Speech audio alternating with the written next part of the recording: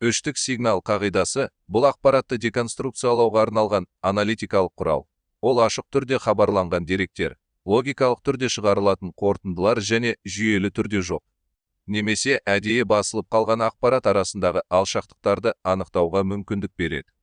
Клиникалық тәжірибеде бұл тәсіл когнитивтік бұрмаланулар мен интерпретациялық қателіктер қаупін төмендету үшін қолданылады. Үш сигналдан тұрады. Яғни тікелей айтылған ақпарат, тұспалданатын немесе логикалық түрде туындайтын ақпарат, жасырылған немесе мүлде жоқ ақпарат. Осы қағидаттың мақсаты хабарламаларды интерпретациялауға құрылымдалған тәсіл қалыптастыру, жасырын мағыналарды талдаудың қайта өндірілуін қамтамасыз ету және қабылдау қателіктерін барынша азайту. Бұл қағида коммуникацияда, келіссөздерде және клиникалық әңгімелерде мағынаның дәлдігін және басқарылуын арттыру мақсатында қолданылады.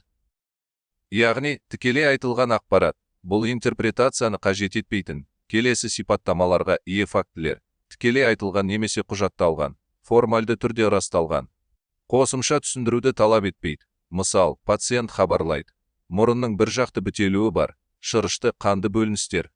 Құлақтың бітелу сезімі, құлақтағы шу, мойын лимфа түйіндерінің ауырсынусыз ұлғаюы. Құжатталған және формальды түрде расталған деректер. Пациентте мұрын жұтқыншақтың жалпақ жасушалы карциномасы 2-3 бар, мойын лимфа түйіндерінде метастаздар анықталған. Тексеру сәтінде арнайы онкологиялық ем қабылдамаған. Осылайша, деңгейінің мақсаты пациенттің шағымдары, ауру және өмір анамнезі, тексеру деректері мен объективті статусына негізделген объективті, формалданған және қайта өндірілуі мүмкін деректер жиынтығын алу. Келесі қадамы ол деректерінен контексті ескере отырып, логикалық түрде шығарылады, тактикаға әсер етеді және клиникалық ойлауды талап етеді. Мультидисциплинарлық топтар мен консилиумдарда ірі деңгейін талдау келісілген тактиканы қалыптастыруды жақсартады және қатысушылар ұстанымдарын қате түсіндіру қаупін төмендетеді. Аталған жағдайда бағаланды, аурудың ағым сипаты, ісіктің сатысы мен биологиясы, оның субклиникалық таралуының жоғары ықтималдығы. Прогностикалық қорытындылар жасалды, ісік радиотерапияға жоғары сезімтал.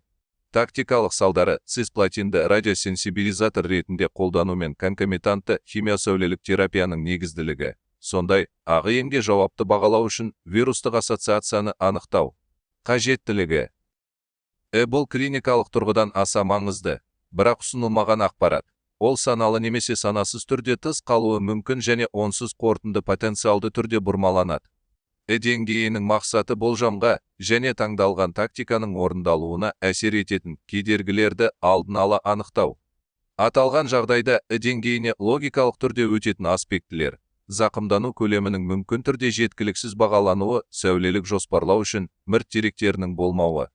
Есту түтіктерінің өткізгіштігінің бұзылу қаупі, сәулелік отиттің даму ықтималдығы, пациенттің химиосәулелік терапияның ауырлығын жеткіліксіз бағалауы. Осыған байланысты ем басталғанға дейін міндетті түрде кеңейтілген консультация жүргізу қажеттілігі. Практикалық қолданудың негізі келесі кезеңдерден тұрады. Бірінші қадам – айқын хабарламаны тіркеу. Екінші қадам – ірі деңгейін тұжырымдау, яғни айтылған деректерден логикалық түрде туындайтын және автоматты түрде қалыптасатын клиникалық қорытындыларды анықтау. Қадам – деңгейін айқындау, міндетті түрде болуы тиіс, бірақ жоқ деректерді анықтау. Төртінші қадам – 3 деңгейдің нақты клиникалық шешімге қатысты үйлесімділігін тексеру, тактика үшін маңызды жасырын факторларды анықтау. Осылайша, диагноз қою мен тексеруді жоспарлаудың негізі болып табылатын, тікелей айтылған ақпарат. Ірі айтылған деректерден логикалық түрде туындайтын, бірақ ашық айтылмайтын ақпарат. Ол пациенттің күтулерін, емге кедергілерді және ықтимал клиникалық қауіптерді анықтауға мүмкіндік береді.